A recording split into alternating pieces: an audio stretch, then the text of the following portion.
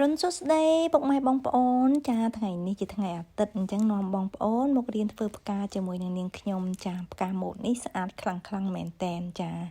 នេះយើងបិទណាបិទផ្កាស៊ីប្រេជាមួយនឹងពុំចាពុំគឺយើងកាត់បែបនេះ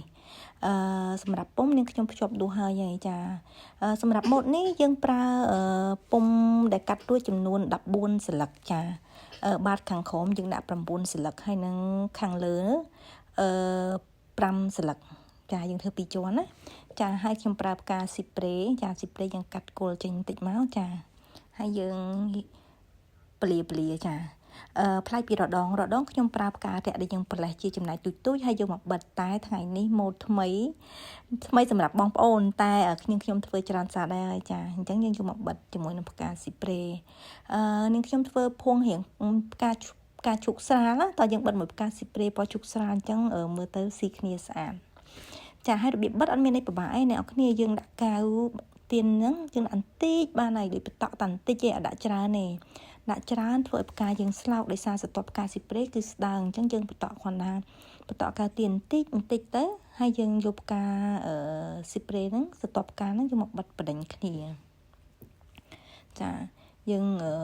អត់ដាក់កៅច្រើនទេណាអ្នកនរគ្នាកៅច្រើនគឺស្លោកផ្កាយើងអញ្ចឹងយើងដាក់កៅតែបន្តិចបានហើយចាហើយយើងយកមកបិទបដិញដូចយើងខ្ញុំបិទបង្ហាញជូនអញ្ចឹងចាបិទបែបហ្នឹងយើងបិទបដិញអញ្ចឹងមកយើងបិទម៉ូតនេះលឿនអ្នកនរគ្នាលឿនជាងយើងបិទផ្ការៈចាហើយមិនមែនបិទបានតែផ្កាហ្នឹងទេផ្កាអគីដេឬមួយក៏ផ្កាកេនីសិនឬក៏ផ្កាអីក៏ដោយអ្នកនរគ្នាចង់បិទម៉ូតណាយើងជួយផ្កាម៉ូតហ្នឹងបិទមកតែសម្រាប់ផ្កាស៊ីប្រេនេះគឺស្ទប់ស្ដាងខ្លាំងអញ្ចឹងយើងដាក់កៅតែបន្តិចទេចាដាក់ច្រើនពេកវាស្លោកផ្កាចាដាក់បន្តិចអត់អីទេចាហើយយើងបិទបដិញគ្នាអញ្ចឹងមកចាសម្រាប់ម៉ូតនេះធ្វើតែ14ទេចា14ស្លឹកទេចា14ស្លឹកហើយខ្ញុំធ្វើតែ2ជាន់ទេបើអ្នកអរគ្នាចង់ធ្វើ3ជាន់ក៏បានដែរតែខ្ញុំធ្វើតែ2ជាន់ទេដោយសារចង់ដាក់ឲ្យផ្លែអារម្មណ៍ម្ដងចាហើយយើងបិទអញ្ចឹងមកបិទបដិញតិចណាស្ទប់ស្លឹកផ្កាហ្នឹងយើងបិទប្រហើបចេញពីពុំយើងតិចមកកុំដាក់ត្រឹមពេកចាប៉ុណ្ណេះខ្ញុំបិទរួចហើយចាបិទអញ្ចឹងនេះខាងក្រោយចានេះខាងមុខចាយើងបិទឲ្យគ្រប់14ស្លឹកហ្នឹងចានិយាយទៅបិទម៉ូតផ្កានេះគឺលឿនអត់យូរទេបើបិទជាមួយនឹងផ្កាស្នេហ៍យើងរៀងយូរបន្តិចដោយសារយើងប្រេះចំណែកតូចហើយយើងនេះទៀតណាយើងបិទយូរចាហើយសម្រាប់ខាងក្រោមនេះខ្ញុំកាត់ស្នោកាត់ពុំយើងហ្នឹងប្រភេទមូលអញ្ចឹងដើម្បីយើងបិទភ្ជាប់ទៅវានេះល្អហើយស្អិតល្អចាអត់អង្គលទេតែបើយើងអត់ដាក់ស្រទាប់បាតខាងក្រោមទេពេលដែលយើងចងផ្គុំខ្លាចជាផ្កាយើងអាចវាចអាចអីតែបើសិនជាយើងដាក់ស្រទាប់ខាងក្រោមមូលនេះផ្កាយើងអត់វាចទេចាយើងបិទអញ្ចឹងមកចាបិទត្រៀបគ្នាបដិញគ្នារហូតមកចាតទៅពេញចា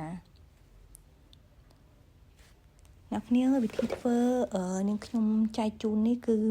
ឲ្យអ្នកគ្នាមើលហើយយល់អាចធ្វើបានចាំមិនមែនថាធ្វើលំឲ្យអ្នកគ្នាមើលហើយមិនយល់អត់ទេចាអ្នកគ្នាមើលហើយដឹងតែយល់ហើយដឹងតែចេះធ្វើខ្លួនឯងហើយចា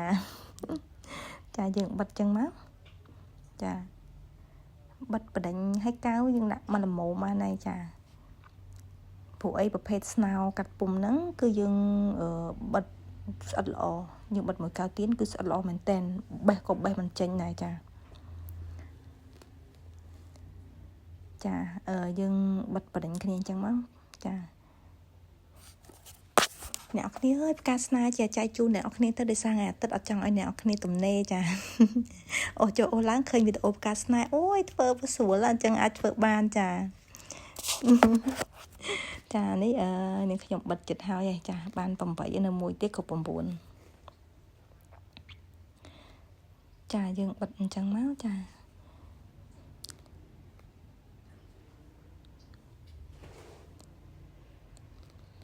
ដាក់យើងស្រីមិនអើយមកស្អាតណាតែពេលយើងធ្វើអនុវត្តផ្ទាល់យើងដឹងហើយថាយើងធ្វើមិនមកស្អាតមកល្មមមកអីអញ្ចឹងណាចាអានេះចា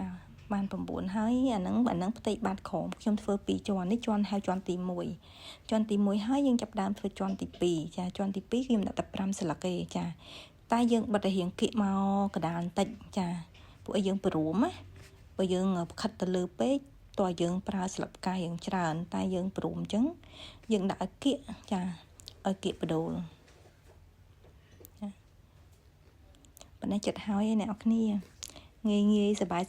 ចាថ្ងៃអាទិត្យកុំឲ្យទំនេរយើងធ្វើផ្កាស្អាតថ្វាយព្រះអូមកថាថ្វាយព្រះយើងជូនមនុស្សជាទីស្រឡាញ់ក្នុងថ្ងៃខួបកំណើតចាឬក៏បង្ហាញក្តីស្រឡាញ់ទៅណាម្នាក់ចាធ្វើឲ្យដៃខ្លួនឯងពិតជាមានន័យចាមានន័យខ្លាំងចានេះដាក់មួយទៀតចារួចចានេះយើងអាចសេរីស្រង់បានយើងភ្ជាប់លួសហ្នឹងគឺដើម្បីស្រួលសេរីចង់ក្តោបចង់លាអីយើងសេរីបានណាតែបើយើងអត់ភ្ជាប់មួយលួសទេគឺយើងអត់ងាយសេរីទេចាហើយនេះនាងខ្ញុំដាក់បណ្ដូលចាបណ្ដូលយើងបាញ់កាវចឹងដែរមកចាប្រភេទកាវនេះគឺស្អិតល្អចាយើងយកលេខ1ចាអញ្ចឹងស្អិតល្អហើយអត់សូវមានទៅសាយទេចាអ្នកចំកដាលអញ្ចឹងមកចារួចរាល់បាត់អ្នកនរគ្នាឃើញហីហើយនេះបាតខាងក្រោមនេះបើសិនជាយើងយកទៅដាក់លើសៀតលើកត្រកផ្កាលើអីផ្សេងយើងរុំស្គុតសទៅតែសម្រាប់ខ្ញុំដាក់លើភួងអញ្ចឹងខ្ញុំអត់រុំទេចាខ្ញុំទុកលួសហ្នឹងភ្ជាប់ជាមួយនឹងភួងចាប៉ុណ្ណេះរួចរាល់បាត់ចាមិនដែរអ្នកនរគ្នាស្អាតអត់ផ្កាម៉ូតនេះចាសង្ឃឹមថាបងប្អូនទាំងអស់គ្នាចេះធ្វើទាំងអស់គ្នាចាប៉ុណ្ណេះរួចរាល់បាត់ចាអរគុណជំរាប